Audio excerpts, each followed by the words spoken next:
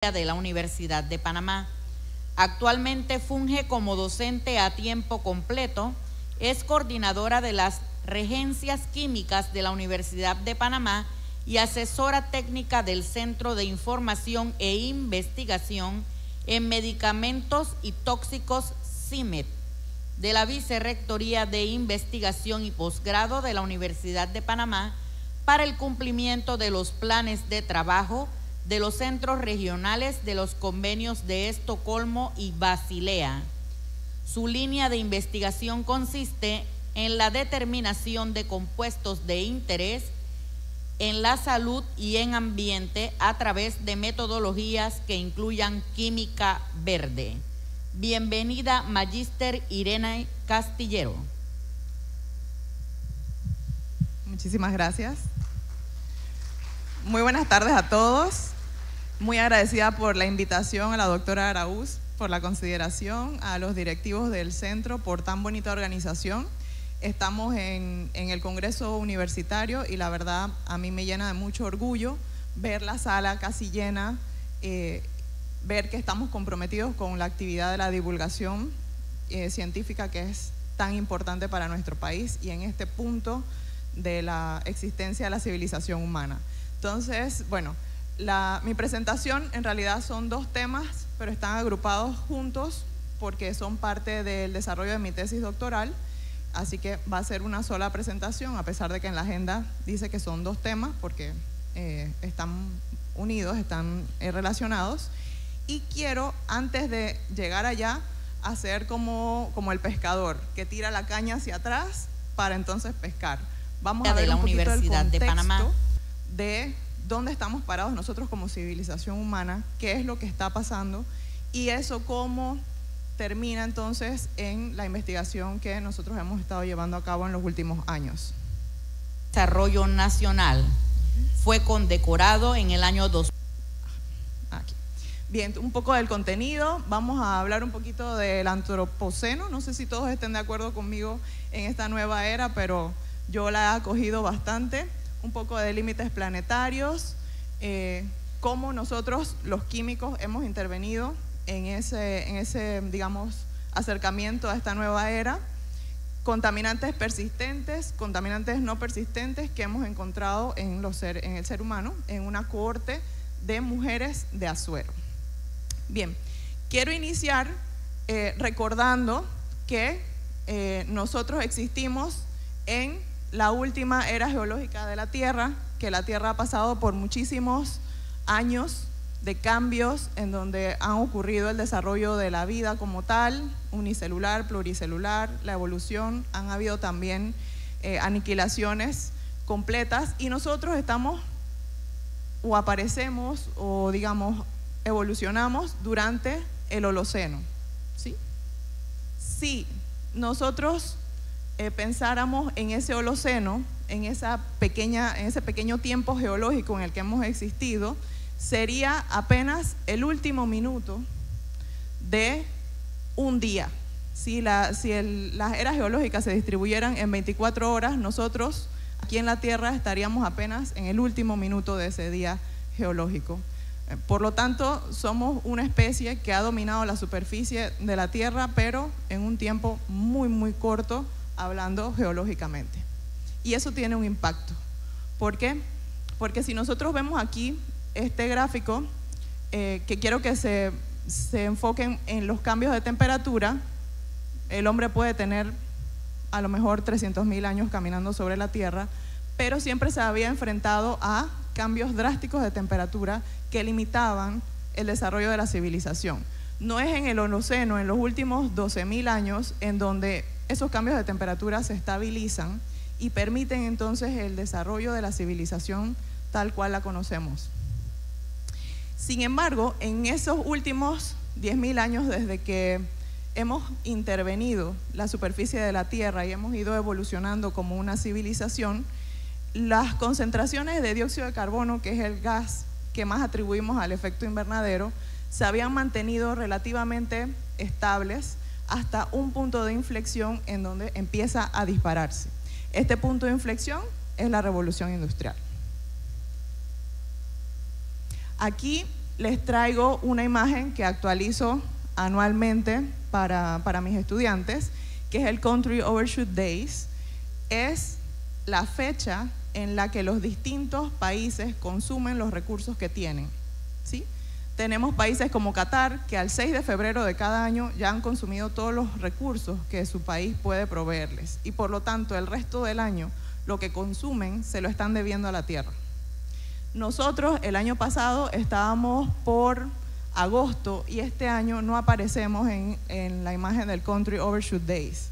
Y yo decía, bueno, hemos cerrado la mina, estamos viendo el potencial verde que tiene Panamá, a lo mejor es que estamos consumiendo equitativamente los recursos hasta casi fin de año. Y cuando reviso cómo es que se obtiene esa imagen, la información que se tiene es que los países que no aparecen es porque probablemente no han proveído suficiente información para poder establecer el nivel de consumo que tiene esa población. Por lo tanto, en este momento, pues estamos un poco a ciegas en qué punto del año nosotros consumimos todo lo que nuestra tierra nos da y cuánto entonces estamos en deuda en el tema de consumo de recursos en la tierra. Surge entonces, por allá por el 2009, un grupo de investigadores que se preguntan cuáles serían las condiciones planetarias no negociables para que la humanidad se mantenga y evite una catástrofe, es decir, cómo nosotros nos mantenemos existiendo en esta tierra bajo condiciones ideales y evitar entonces catástrofes de tipo global. Para ello establecieron lo que llaman límites planetarios. Es un abordaje integral, es científico y es global, es decir, se evalúa el planeta Tierra como tal y se evalúa la capacidad para sostener las actividades humanas, es decir, qué tanto nosotros intervenimos en esas actividades humanas que afectan en los distintos equilibrios del planeta. También busca entender los procesos esenciales del sistema terrestre, su evolución y la resiliencia y la autorregulación, es decir, qué tanto nosotros podemos afectar la Tierra y la Tierra qué tan rápido puede recuperarse de esas intervenciones. Y a eso lo llamaron los límites planetarios. Hay una que no me pasa. Bien, esos límites planetarios actualmente son 9 y van desde cambio climático, pérdida de biodiversidad, cambios en el uso del suelo, es decir, qué tanto bosque destruimos para por ejemplo, agricultura, actividades agrícolas, la disponibilidad de agua dulce, cómo alteramos los flujos biogeoquímicos, principalmente de los elementos nitrógeno y fósforo que utilizamos como fertilizantes y también como fuentes de plaguicidas, la acidificación de los océanos, los aerosoles en la atmósfera, cómo se reduce la capa de ozono por la actividad antropogénica y la contaminación química. Esos son los límites planetarios que ese grupo de científicos estableció. Bien, para el 2009 no tenían establecidos o digamos medidos los 9 límites, solo habían 7, pero habían establecido que ya habíamos sobrepasado 3, que son los flujos biogeoquímicos, sobre todo en el consumo, uso y abuso de productos a base de nitrógeno, también el cambio climático, como ya lo sabemos, y lo que tiene que ver con la integridad de la biodiversidad, es decir, la velocidad a la que están desapareciendo las especies en el planeta Tierra. Para el 2015, de esos 7 límites que se habían establecido, se aceptó que habíamos cruzado un 4.º límite planetario, ¿sí? Que es cómo cambiamos la superficie terrestre, es decir, cuánto bosque estamos destruyendo y a qué velocidad lo estamos destruyendo para las distintas actividades antropogénicas. En 2023 finalmente se lograron establecer límites numéricos para los 9 límites planetarios y se estableció que al 2023 ya hemos cruzado 6. ¿Cuál es la tendencia? La tendencia es que estamos superando la capacidad que tiene el planeta de mantenerse en equilibrio y de por lo tanto permitir una vida relativamente estable para nosotros, ¿sí? Eso es lo que quiere decir. Estamos en rojo, sobregirados, Uno de los límites que está bastante controlados es el límite de la capa de ozono, porque desde hace muchos años somos conscientes del efecto de los gases que disminuyen la concentración de ozono. Se ha reducido, eliminado su uso, y eso ha permitido una recuperación de la capa de ozono. Sin embargo, los demás límites planetarios van todos en, digamos, sin control, estamos sin control. Bien, parte de eso, el límite planetario de contaminación química o de novel entities, particularmente, que es lo que yo estudio, tiene que ver con esas moléculas que hemos desarrollado en la industria química. Digo hemos, no porque yo desarrollo moléculas de ese tipo, pero porque soy química y entiendo el impacto que ha tenido desde la revolución industrial, la era de la síntesis orgánica con la Segunda Guerra Mundial, cómo hemos lanzado moléculas nuevas para distintos usos sin haber, digamos, diseñado estudios a largo plazo del impacto de esas moléculas. Entonces, la industria química es quien más aporta en el límite planetario de entidades nuevas, que son compuestos que no existían al inicio del Holoceno, cuando el ser humano, digamos, desarrolla como tal su civilización o la civilización. Y podemos observar que de esta industria química, que va en crecimiento, en auge, porque la tendencia es a seguir aumentando la producción, del tipo de material que más contribuye a, digamos, la economía de la industria química son los plásticos. Los plásticos son un problema hoy en día, pero son parte vital de la economía. Entonces, ahí hay muchas aristas que evaluar, porque desde el punto de vista de salud pública no son recomendables, pero tienen un papel importante en la economía, en la subsistencia de muchísimas personas, y eso entra un poco en conflicto y hace que como civilización tomemos decisiones muy lento. Y si tomamos decisiones muy lento, el tiempo sigue pasando, seguimos contaminando, los efectos entonces pueden ser irreversibles. Por acá otro gráfico que es la tendencia, lo que tenemos hoy en lo que es el consumo de plásticos, metanol, que es un alcohol. Los químicos que me acompañan saben que un buen sintético orgánico puede producir cualquier molécula a partir del alcohol. Entonces el metanol es el alcohol base para síntesis orgánica, el amoníaco y los plásticos. Entonces esto es lo que tenemos hoy, y la tendencia a 2050 es que aumente. Y el efecto que tenemos hoy del consumo de ese tipo de entidades novedosas químicas contribuye de esta manera a la generación de dióxido de carbono como efecto invernadero. Pero si sigue la tendencia que se prevé para 2050, este va a ser el impacto.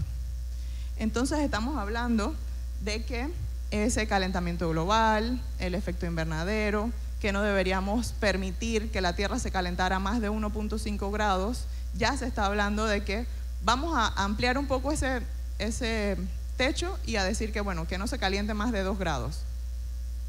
Porque es más fácil ampliar eso a tomar decisiones que son mucho más complejas. Bien, entonces, ese límite de la contaminación química lo hemos traspasado. ¿Por qué? Porque esas moléculas sintéticas no existían en el momento en el que nosotros nos desarrollamos como una civilización. Por lo tanto, hemos subevaluado el peligro de esas moléculas. Y además las hemos producido intensivamente, porque la industria química obtiene o da al comercio un producto que cumple con las características. Porque a quién no le gusta en su casa un sartén que no se le pega nada, ¿verdad? ¿Quiénes tienen de esos sartenes antiadherentes? Todo el mundo quiere tener un sartén antiadherente. Exacto, pero ¿de qué está hecho? Probablemente muchos de esos sartenes antiadherentes tendrán una cubierta de compuestos fluorados de carbono, que son persistentes, como ya lo hemos escuchado, que circulan dentro de nuestro cuerpo y que afectan nuestro metabolismo. Entonces, hemos producido intensivamente sustancias que no hemos evaluado correctamente y por lo tanto desconocemos en gran mayoría qué es lo que va a pasar con el uso y el abuso de las sustancias químicas. Además, tenemos una pésima capacidad de gestión porque generamos una cantidad de residuos que no hay reciclaje en el mundo que pueda con la velocidad a la que nosotros generamos los desechos. Y somos de la tendencia de que 1 menos 1 igual a 0. Ay, no, yo compro plástico, pero alguien lo va a reciclar y ya es lo mismo que nada. Y no es cierto. Generamos desechos mucho más rápido de lo que somos capaces de reciclarlos o reintegrarlos en una famosa economía circular. Bien, ¿qué hacemos entonces frente a este exceso de producción de sustancias químicas que no conocemos? Idealmente tendríamos que reducir el consumo, reutilizar lo más que se pueda, reparar, reconstruir y lo último, reciclar. Pero si no se puede hacer eso, el producto químico debería estar restringido, rediseñado o eliminado. Y eso es lo que no se quiere hacer.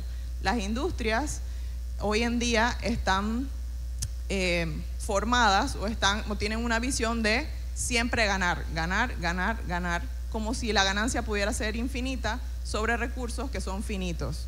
Y es ahí donde está el desbalance.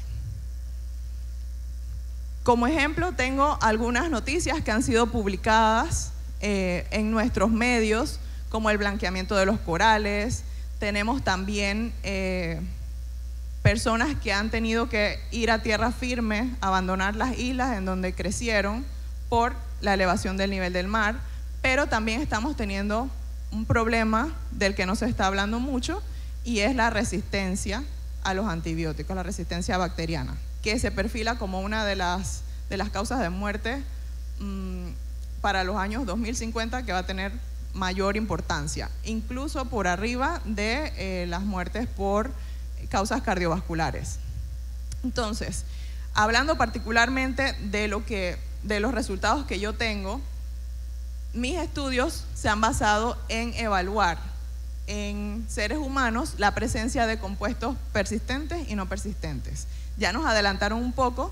¿Qué es un compuesto persistente? Un compuesto orgánico persistente tiene la característica de que se mantiene en el medio ambiente sin degradarse y por lo tanto puede entrar a las distintas cadenas biológicas y a la cadena trófica y llegar hasta nosotros, que estamos en el tope de esa cadena trófica. ¿Qué es lo que pasa?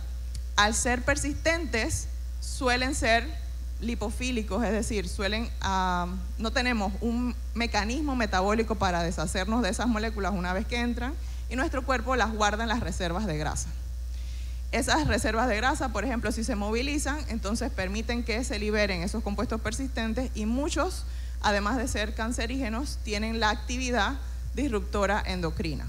Esa actividad disruptora endocrina lo que quiere decir es que las hormonas, que son los mensajeros del cuerpo, se alteran porque los receptores celulares interpretan a estos compuestos persistentes como si fueran hormonas de verdad, simplemente porque embonan en los receptores.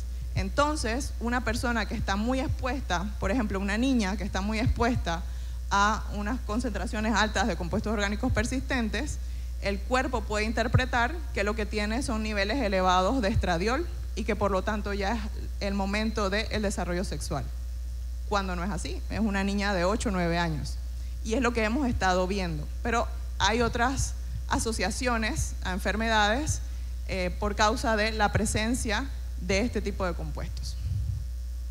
Entonces, el tema aquí es que los primeros disruptores endocrinos que se han estudiado, que son principalmente la docena sucia, que son compuestos que han sido prohibidos por convenios internacionales como el Convenio de Estocolmo, de esos 12, 8 o 9 son plaguicidas, que se utilizaron ampliamente porque eran productos muy buenos para eliminar las plagas.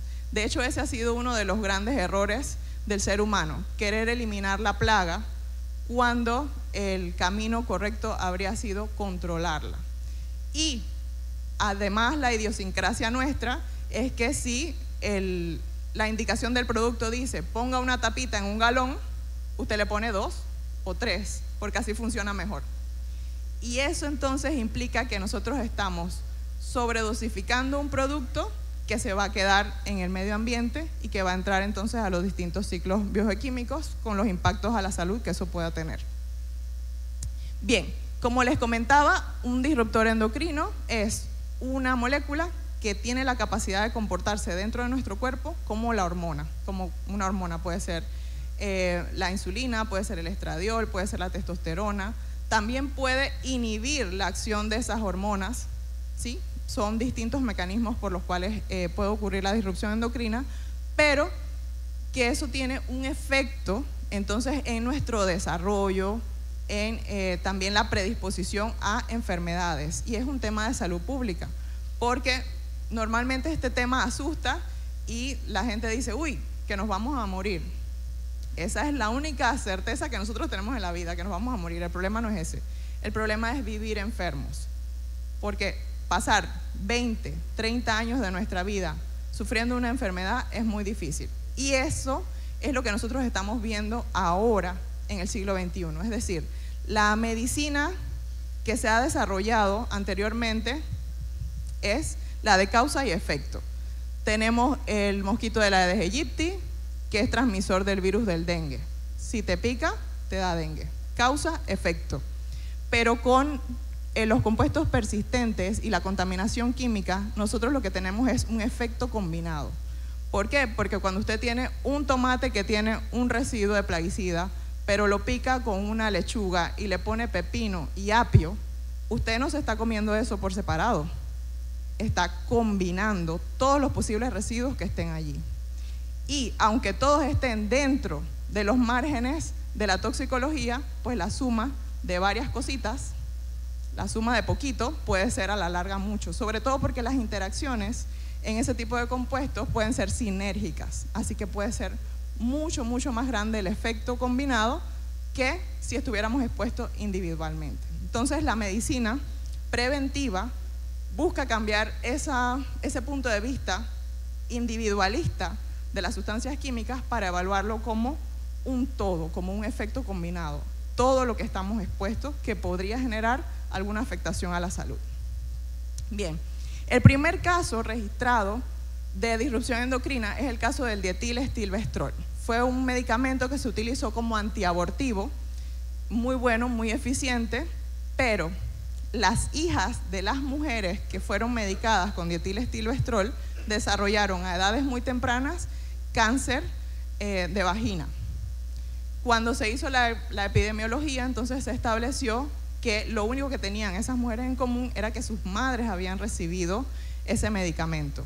Por lo tanto, se eliminó el uso del dietilestilbestrol y si ustedes observan esta molécula, tenemos aquí fenoles que son entonces los que embonan en los receptores de estradiol. ¿Por qué? Porque esta molécula tiene la capacidad de comportarse como una hormona femenina.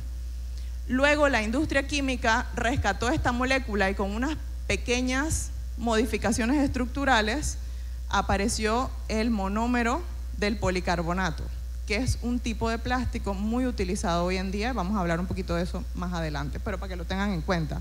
Es decir, esto está prohibido su uso en seres humanos.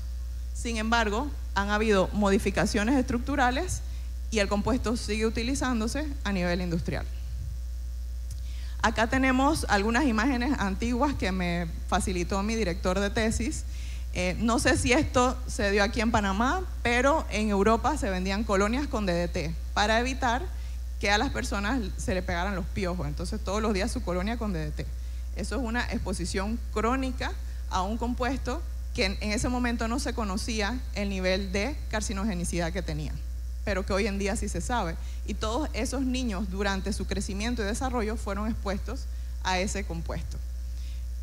Acá también tenemos otras de las propagandas que se daban en esos tiempos para el uso continuo de ese tipo de plaguicidas porque eran muy eficientes y para evitar las enfermedades. El primer signo de alarma de la disrupción endocrina es la disminución de la fertilidad masculina. el hombre es la mitad de fértil de lo que era hace más de 50 años, y eso se debe a la exposición continua y crónica a compuestos que tienen la capacidad de comportarse principalmente como hormonas femeninas. Otras enfermedades asociadas a niveles elevados de compuestos persistentes en niños es la criptorquidia. Son niños que nacen con testículos que no han descendido, que tienen que someterse a una cirugía, pero que automáticamente disminuye la fertilidad de ese niño en un futuro. Y también la hipospadia, que es la deformación en la uretra. También se corrige por cirugía. Sin embargo, se ha asociado a los niveles de compuestos persistentes elevados con bebés que presentaban estas condiciones al nacer, en sobre todo las cohortes más antiguas como INMA en España. Para la mujer, entonces, nosotros estamos hablando de menarquias más tempranas, que era lo que les comentaba, una niña de 8 o 9 años que ya menstrua, cuando su desarrollo psicológico no corresponde con el desarrollo físico, por el tema de la alteración hormonal. Pero también tenemos los síndromes de ovarios poliquísticos y la endometriosis, entre otras. Otras enfermedades, los cánceres hormonodependientes. Un cáncer normalmente se espera en una persona de avanzada edad por errores metabólicos. Sin embargo, estamos viendo cáncer en personas jóvenes con su actividad hormonal normal. Entonces, los cánceres, por ejemplo, en las mujeres, cáncer de mama, cáncer de ovario, cáncer de útero, suelen ser cánceres muy agresivos, porque dependen dependiendo del tipo, algunos se activa su desarrollo por la presencia de hormonas. Imagínense entonces, si usted tiene sus hormonas naturales que estimulan el desarrollo del cáncer y encima circula en su cuerpo compuestos que también se comportan como hormonas. Entonces estamos facilitando el desarrollo y la agresividad de esa enfermedad. También el cáncer de próstata, la disfunción tiroidea, diabetes y obesidad, pero ahora en nuestros niños estamos viendo dificultades en el desarrollo neuroconductual, retrasos en el habla, ¿sí? Problemas de concentración, que están asociados también a los niveles de esos compuestos que se pueden encontrar en el cuerpo. Bien, aquí tenemos también otros compuestos utilizados sobre todo en los dispositivos electrónicos para inhibir los fuegos. Son compuestos que tienen halógenos, así como el DDT, que es un compuesto halogenado, el tetrabromo bifenol A y los PCBs. Al tener halógenos, el cuerpo los interpreta como hormonas tiroideas, y ahí está entonces la afectación. Además de que por ser halógenos, pues no tenemos mecanismos metabólicos para su eliminación. Voy a conversarles entonces un poquito de esta cohorte PAMAMI que venimos estudiando ya desde hace varios años en la Universidad de Panamá. Nosotros desarrollamos una encuesta de hábitos y estilo de vida para poder asociar qué cosas hace la población saludable y los niveles entonces de compuestos químicos que pudiéramos utilizar. Esta estrategia de estudio de salud pública es la biomonitorización humana, un poco complicada porque no todo el mundo está dispuesto a donar muestras para poder que se estudie y poder saber qué es lo que está pasando dentro del cuerpo humano, porque hemos visto qué hay afuera, qué hay en el agua, qué hay en el suelo, en el aire, pero qué es lo que está llegando adentro. ¿Cuál es ese cóctel de sustancias que nosotros podemos tener dentro? Entonces, trabajamos con mujeres embarazadas, con embarazos normales, que nos donaron sus muestras de placenta y calostro al momento del parto. La idea era entonces poder identificar los principales xenobióticos o sustancias exógenas o externas que no son naturales de nuestro cuerpo, identificarlas y también evaluar cómo se comportan esos extractos de todos esos compuestos químicos que son xenobióticos frente a una línea de células de cáncer hormonodependiente. Bien, entonces aquí tenemos unas fotos de las placentas que estuvimos analizando La placenta es un órgano que desarrollamos los mamíferos que permite entonces la alimentación y la excreción de desechos del feto en desarrollo y suele ser una barrera que protege al niño. Sin embargo, para la contaminación química no es así.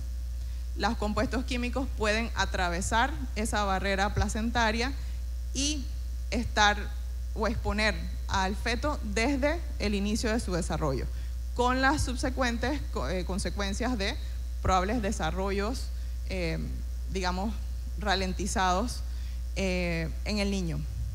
Entonces, nosotros tomamos la placenta. Es una muestra muy interesante porque es bastante muestra. Una placenta puede estar pesando 1 kilo. Entonces homogenizábamos esa muestra, hacíamos extracción sólido-líquido y luego identificábamos esos compuestos y cuantificábamos esos compuestos mediante cromatografía gaseosa con detector de masas. Luego cambiamos un poco la metodología y utilizamos un proceso enzimático con colagenasa para disolver la placenta y que fuera más sencilla el proceso de extracción y más verde, porque la idea también es poder evaluar las concentraciones de xenobióticos en muestras biológicas, pero en cantidades pequeñas, generando menos desechos.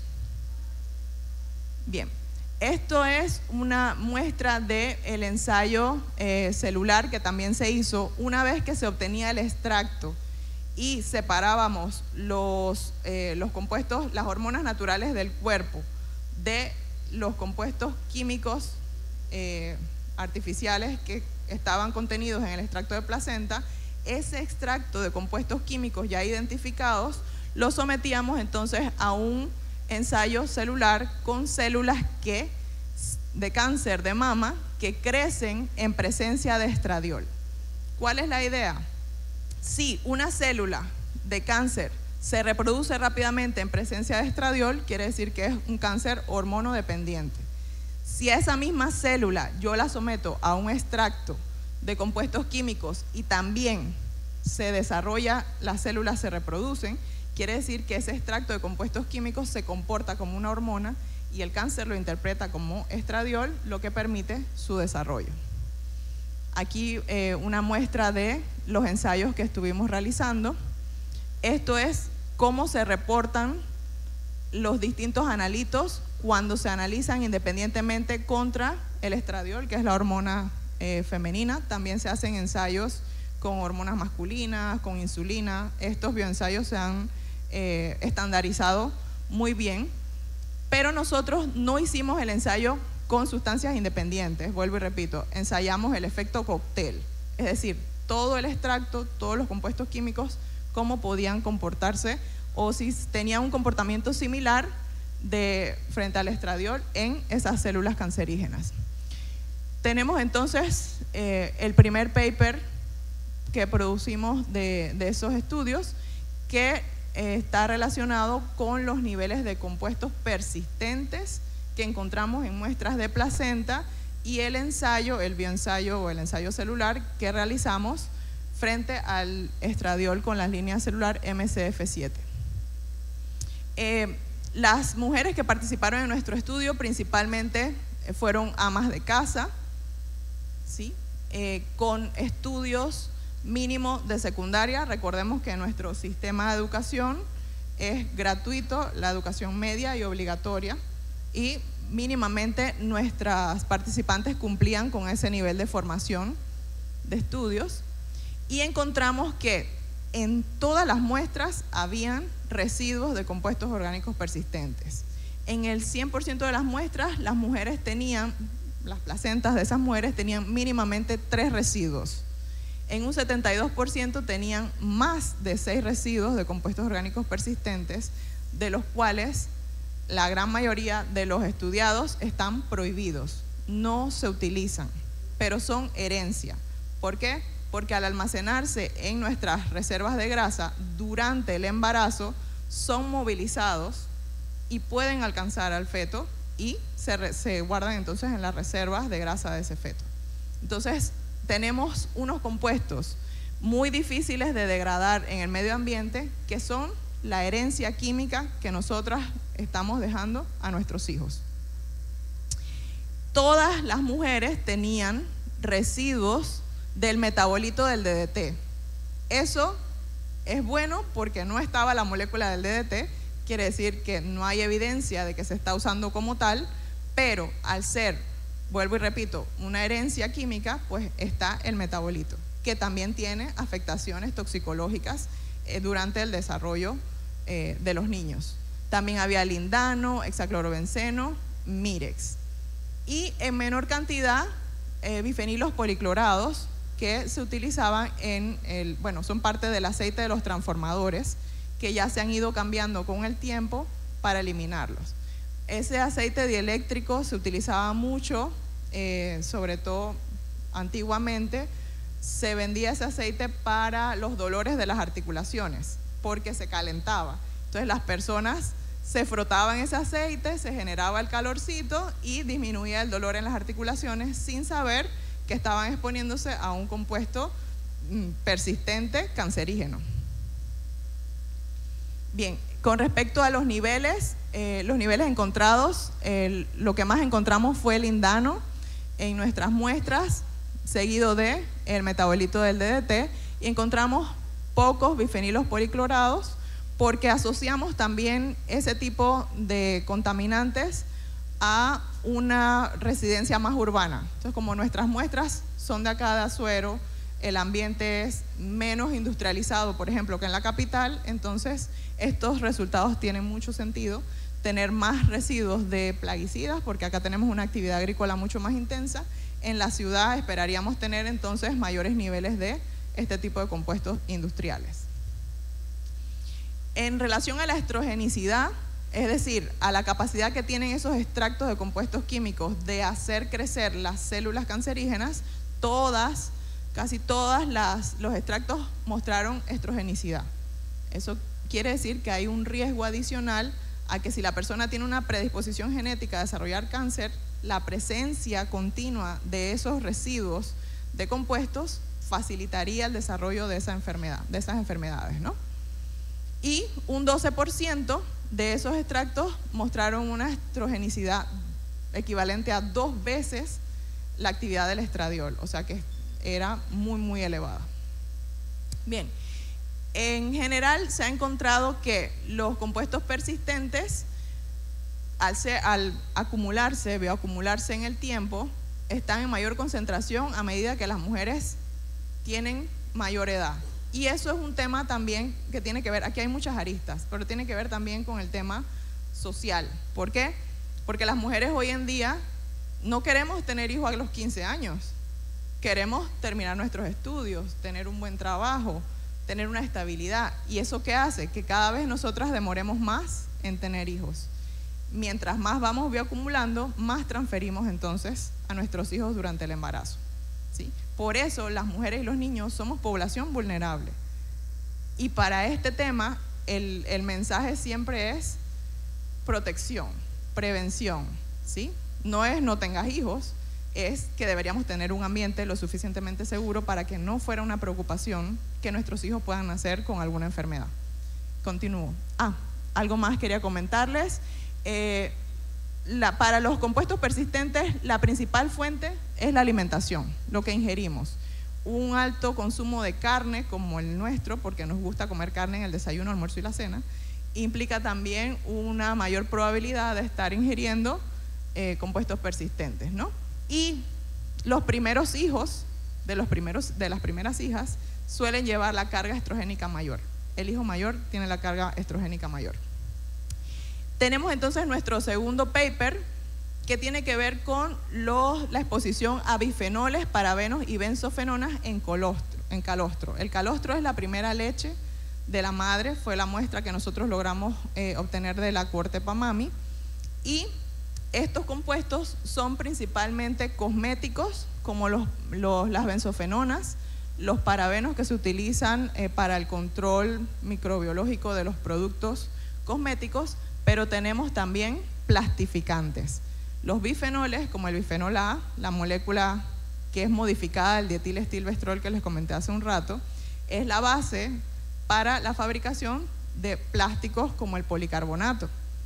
Y nosotros cuando hablamos de plástico pensamos en un solo tipo de sustancia, mientras que el plástico es una serie prácticamente infinita de combinaciones de sustancias a las que se le añade un compuesto químico para que el plástico sea flexible, un compuesto químico para que el plástico se vea verde o se vea amarillo.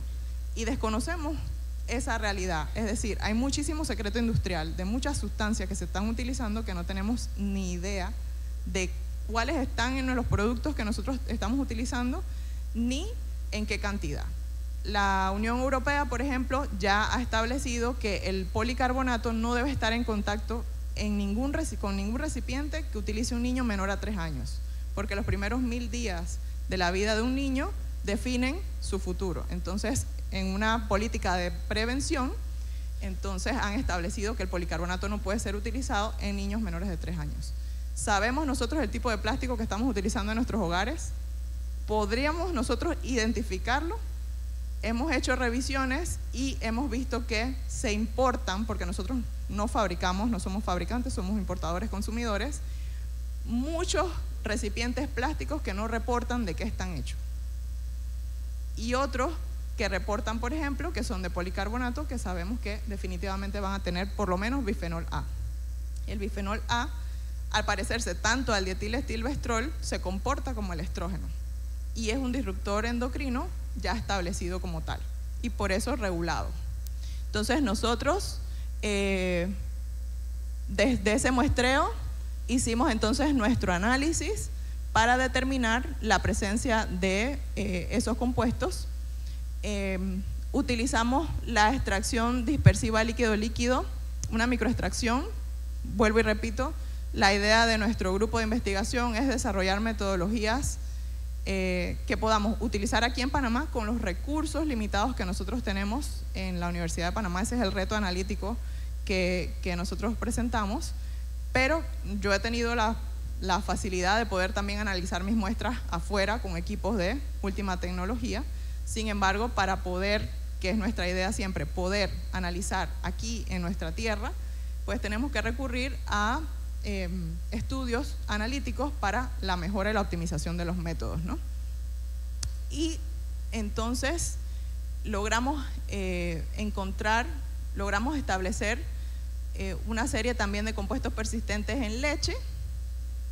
Este es un esquema de la microextracción dispersiva líquido-líquido, es muy sencillita, utiliza 1 mililitro de muestra, lo que también es conveniente para el análisis de fluidos biológicos, porque si necesitáramos 10 mililitros de sangre, eso no nos lo da nadie. Igual 10 mililitros de leche, porque estamos quitándole el alimento al bebé.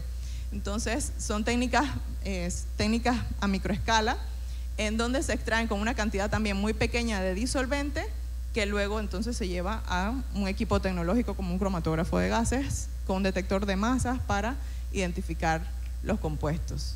Entonces, en leche materna encontramos también niveles de metabolitos de DDT, que ya los habíamos visto en la placenta, también están en la leche. Eso quiere decir que el niño nació y que cuando sale se sigue alimentando con compuestos persistentes. Y adicionalmente entonces plastificantes como el BPA, BPS y BPF, los antimicrobianos que son los parabenos y las benzofenonas. Fueron los compuestos que logramos identificar y cuantificar. Sí que estuvimos un poco limitados en la cantidad de muestra porque el calostro sale muy poco. Para poder dar resultados nosotros necesitamos hacer repeticiones, réplicas, entonces no todas las muestras tenían suficiente cantidad para poder reportar los resultados, pero aún así son resultados interesantes.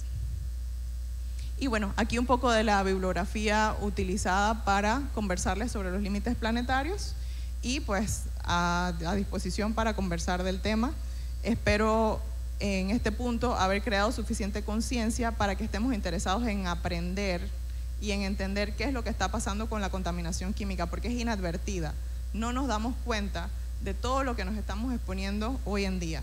Y luego, 20 años después, que se desarrolla una enfermedad crónica, que son las enfermedades de este nuevo siglo, no vamos a entender por qué, porque vamos a estar buscando una causa, y no va a ser una sola causa, es un efecto combinado. Muchas gracias.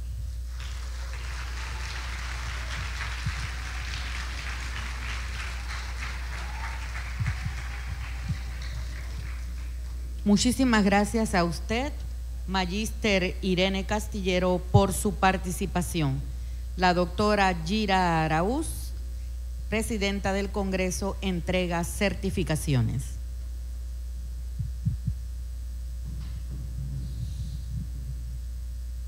Me siento tan orgullosa de ella, tan orgullosa. Es química y es nuestra, y es Universidad de Panamá. Muchas gracias.